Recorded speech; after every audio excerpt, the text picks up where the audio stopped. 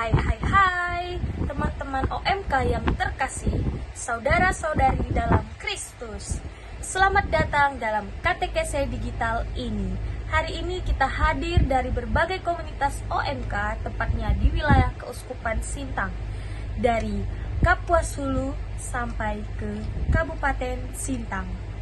Nah, di sini dengan latar belakang budaya Dayak yang kaya dan beragam, saya mengangkat tema ini.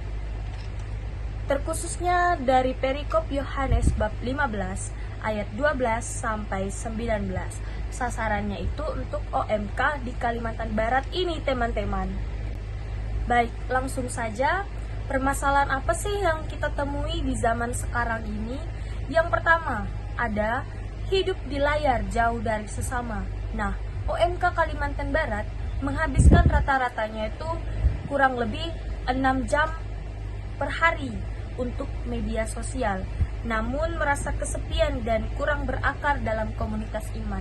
Nah, teman-teman, di sini saya ini selaku orang muda Katolik juga, yang dimana memang kehidupan saya itu sehari-hari lebih banyak di media sosial daripada berinteraksi umum.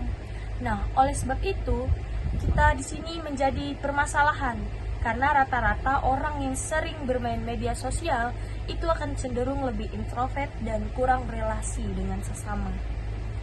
Kemudian yang kedua, ada konten negatif dan hoax.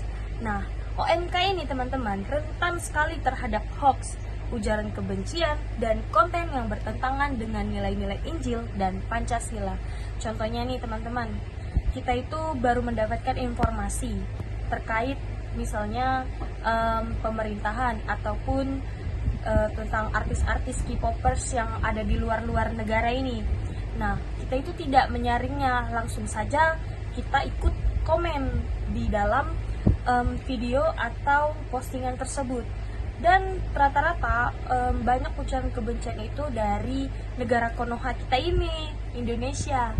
Banyak sekali ujaran kebencian yang tidak diolah kata-katanya. Kemudian banyak juga konten-konten negatif seperti misalnya menyinggung ataupun tentang anak-anak yang di bawah umur.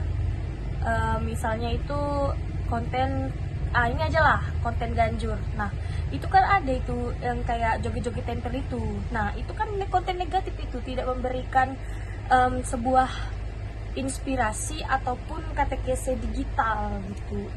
Itu tuh semuanya konten negatif, teman-teman. Seharusnya konten itu digunakan kita sebagai umat Katolik atau orang muda Katolik untuk memberikan atau mewartakan cinta kasih Tuhan kepada sesama umat manusia yang ada di sekitar kita. Nah, kemudian yang ketiga, ada gesekan identitas budaya. Kenapa? Karena globalisasi digital itu mengancam nilai budaya Dayak, terutama adat, bahasa daerah, dan kearifan lokal perlahan terkikis oleh konten media massa. Misalnya ini, ada orang membuat konten di sebuah pedesaan, saking dia mau viewersnya itu banyak atau melonjak tinggi, dia membuat konten misalnya kita kan itu ada kayak tradisi ya. Nah, ada tradisi misalnya ini Dayak Kanayan, ada tradisi Bapamang ataupun Nyangahan. Nah, karena dia mau viewers kontennya itu tinggi, jadi misalnya ini dia itu membantah ataupun kayak mengotak-atik sesaji yang ada di situ demi dia membuat kontennya naik, misalnya adrenalin. Nah, itu kan sangat-sangat menggesek budaya, nilai budaya, yang dimana kita itu bukan inkulturasi, namun menjadi sinkretisme ataupun gesekan budaya yang merugikan diri sendiri, budaya, dan agama. Kemudian yang terakhir itu, yang keempat, permasalahan yang sering kita temui di zaman sekarang itu adalah perpecahan antar umat. Nah, di era polarisasi digital, rasa persaudaraan lintas etnis dan denominasi semakin menipis, bahkan di kalangan sesama kaum muda Katolik. Nah, karena itulah tadi kita tuh sering lebih maunya tuh sendiri. Jadi interaksi kita sesama orang muda Katolik ini tidak terrealisasikan. Oleh karena itu, teman-teman, kalau kalian nggak mau lost kontak dengan teman-teman OMK, aktif di kegiatan gereja. Nah, di sini saya kan mengambil perikop kitab suci di Yohanes bab 15 ayat 12 sampai 19, yang dimana kurang lebih bunyinya Injilnya seperti ini. Inilah perintahku, yaitu supaya kamu saling mengasihi seperti aku telah mengasihi kamu. Nah, tidak ada kasih yang lebih besar daripada kasih seorang yang memberikan nyawanya untuk sahabat-sahabatnya. Bukan kamu yang memilih aku, tetapi akulah yang memilih kamu. Dan aku telah menetapkan kamu supaya kamu pergi dan menghasilkan buah. Nah, perikop itu sangat bagus teman-teman untuk kita kaum muda. Nah, untuk pesan perikop di era digital, yang pertama itu adalah media sosial. Nah, seperti yang sudah saya katakan di video pertama, media sosial itu adalah ladang kasih baru untuk menjangkau sesama tanpa batas geografis. Nah, kita gunakan ya teman-teman media sosial itu sebagai katekese digital, di mana kita mewartakan kasih Kristus kepada sesama. Jadi tidak ada jarak di antara kita, nggak ada LDR itu kalau udah ada media sosial. Kita ingin, misalnya kita ingin mewartakan, nggak usahlah jauh-jauh, Mazmur. Nah, kalau kita mau bermazmur, latihan mazmur, kita ingin melatih orang, kita bisa buat video di YouTube cara menyanyikan mazmur, misalnya mazmur di hari Prapaskah ataupun Natal, kan itu banyak banget dicari ya. Jadi kita bisa memberikan tutorial di situ. Nah, itu udah termasuk katekesi teman-teman.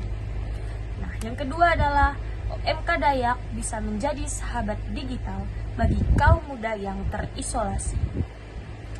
Yang ketiga, konten positif dan kesaksian iman adalah buah nyata di era digital. Dan yang keempat, teknologi dipakai untuk mempererat, bukan memecah belah persaudaraan.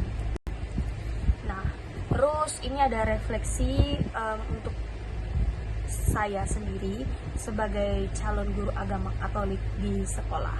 Yang pertama, Yohanes bab 15 ayat 12 itu mengajarkan saya bahwa mendidik bukan sekadar transfer pengetahuan, melainkan tindakan kasih. Dan yang kedua, saya akan memanfaatkan platform digital seperti Google Classroom, YouTube, Instagram, WhatsApp untuk menyampaikan nilai-nilai Injil kepada siswa Katolik secara kreatif. Kemudian yang ketiga, mengintegrasikan kearifan lokal Dayak dalam bahan ajar digital sebagai bentuk inkulturasi iman. Yang keempat, menjadi guru digital yang bijak, mengajarkan etika, bermedsos berbasis kasih Kristus kepada peserta didik. Kemudian relevansi dan ajakan pastoral. Yang pertama, peserta didik Katolik di sekolah. Jadikan media sosialmu ladang kasih, bagikan konten positif dan nilai Injil. Yang kedua, tolak cyberbullying. Praktikkan Yohanes 15 ayat 12 di dunia maya. Bergabunglah dalam komunitas iman Katolik yang sehat dan kreatif. Bagi umat beriman di stasi atau paroki, gunakan grup WhatsApp untuk menyebarkan renungan dan info kegiatan paroki. Kemudian yang kedua, dukung OMK yang membuat konten katekese kreatif di media sosial. Yang ketiga, bangun persaudaraan lintas suku Dayak melalui dialog digital yang santun. Kemudian untuk OMK inovasi zaman sekarang, buat podcast atau YouTube channel tentang iman Katolik dan budaya Dayak. Dirikan komunitas OMK lintas paroki di Instagram dan Telegram. Jadilah influencer iman yang otentik.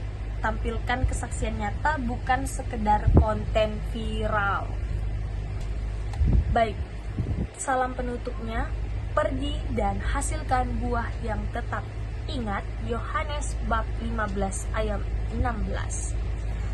Baik teman-teman OMK Kalimantan Barat yang terkasih, marilah kita gunakan teknologi dan media sosial bukan untuk memecah belah, melainkan untuk mewartakan kasih Kristus lintas suku, lintas budaya, dan lintas generasi. kita adalah generasi digital yang dipilih Tuhan untuk menghasilkan buah yang nyata di sekolah, di stasi, di paroki, dan di setiap sudut di dunia digital. Baik teman-teman, video ini merupakan tugas ujian akhir semester kami tentang pastoral mata kuliah pastoral sekolah. Di dosen penggampungnya itu adalah Bapak Yohanes Chandra Kurniawan. Itu saja teman-teman, video saya kali ini adalah untuk ujian akhir semester. Terima kasih atas partisipasi dan teman-teman yang telah mendengarkan KTKC digital saya ini. Saya Serdiana Cincing dari Prodi Pastoral dengan NIM 241030114, mahasiswa aktif Sekolah Tinggi Agama Katolik Negeri Pontianak, mengucapkan minta maaf dan terima kasih.